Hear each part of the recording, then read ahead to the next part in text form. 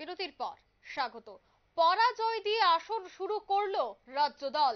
ইতিমধ্যেই নাগাল্যান্ডের কাছে হেরে গেল 1-0 গোলের ব্যবধানে রাজ্য দল।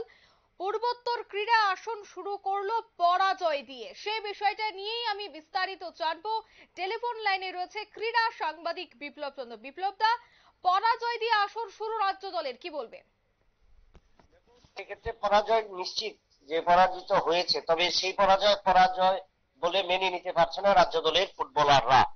কারণ যেখানে নাগাল্যান্ডের যে ম্যাচ বা যে আসর, সেখানে হোম ফ্যাসিলিটি দিতে গিয়ে কিন্তু নাগাল্যান্ডকে জয়ী হতে হয়েছে। কারণ নির্ধারিত সময়ের খেলা ছিল 80 মিনিট, কিন্তু অতিরিক্ত ইনজুরি টাইম সেখানে দেওয়া হয়েছিল আরো 5 মিনিট, অর্থাৎ টোটাল 85 মিনিট।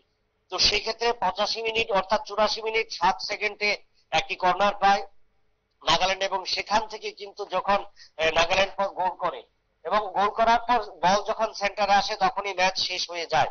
অর্থাৎ এই যে পরিকল্পনা রাজ্য দলকে অর্থাৎ স্বাগতিক দলকে যে জেতাতে হবে, যে পরিকল্পনা, এটা শুধু নাগাল্যান্ডের নয়, এটা প্রত্যেক দলেরই হোম সিটির একটা ফ্যাসিলিটি নিয়ে থাকে। তবে সেক্ষেত্রে সেই হোম ফ্যাসিলিটিতেই কিন্তু ত্রিপুরা দল আজকে নাগাল্যান্ডের কাছে হেরেছে। তবে রাজ্য দল আজকে অসাধারণ পারফরমেন্স করেছে। এত বড় একটা দল যে নাগাল্যান্ডের জাতীয় আসরে যে খেলার যোগ্যতা সম্পন্ন খেলোয়াড়রা দলে রয়েছে, সিনিয়র খেলোয়াড়রা দলে রয়েছে, সেই জায়গায় রাজ্য দল কিন্তু একদম ইয়ং ট্যালেন্টেড, অর্থাৎ এবছরে সন্তোষ ট্রফিতে যারা অংশ নিয়েছিল সেই সমস্ত সিনিয়র প্লেয়াররা কিন্তু এবছরে এই দলে নেই। তো নতুন নবাগত খেলোয়াড়দের নিয়ে দল গঠন করেছে, এবং সেই ক্ষেত্রে এই দল আজ ভালো পারফরমেন্স করেছে, লড়াই কিন্তু ভালো করেছে।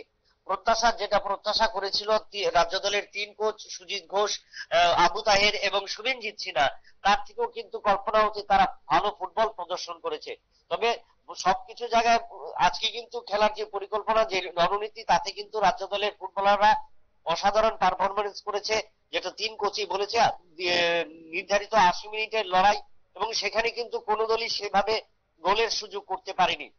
যদিও অন্তিম লগ্নে নাগাল্যান্ডের কাছে একটা কর্নার আসে এবং কর্নার থেকে সেই সুযোগ থেকে নাগাল্যান্ড গোল করে এবং বিপ্লব দলকে দা, জিতিয়ে দেয়। আগামীতে রাজ্য দল কার সাথে খেলতে যাচ্ছে, অর্থাৎ প্রতিপক্ষ কে হতে চলেছে এবং তার জন্য আগামী রাজ্য ম্যাচে দল রাজ্য কতটা দলের প্রস্তুত? প্রতিপক্ষ অরুণাচল, এবং তার আগে আজকে যে খেলা প্রদর্শন করেছে যে কৃত্রিম মাঠে, তাতে যদি ধরে রাখতে পারে তাহলে এই গ্রুপ থেকে যদি দুটো দল দল দ্বিতীয় রাউন্ডে যায়, সেক্ষেত্রে কিন্তু রাজ্য দল যাবে। সেই বিষয়ে কিন্তু অনেকটা আশাবাদী রাজ্য দলের কোচ এবং ফুটবলাররা। একদমই। ধন্যবাদ বিপ্লব দা। অর্থাৎ আগামী প্রতিপক্ষ হচ্ছে অরুণাচল প্রদেশ। অরুণাচল প্রদেশের সাথেই খেলবে রাজ্য দল এবং সেই খেলাকে কেন্দ্র করে অনেকটাই আশাবাদী খেলোয়াড়রা, এবং তারা বলছেন যে আগামীতে অনেকটাই আত্মবিশ্বাস নিয়ে তারা মাঠে নামবেন। নিয়ে নিচ্ছে ছোট্ট একটি বিজ্ঞাপন বিরতির সঙ্গে থাকুন।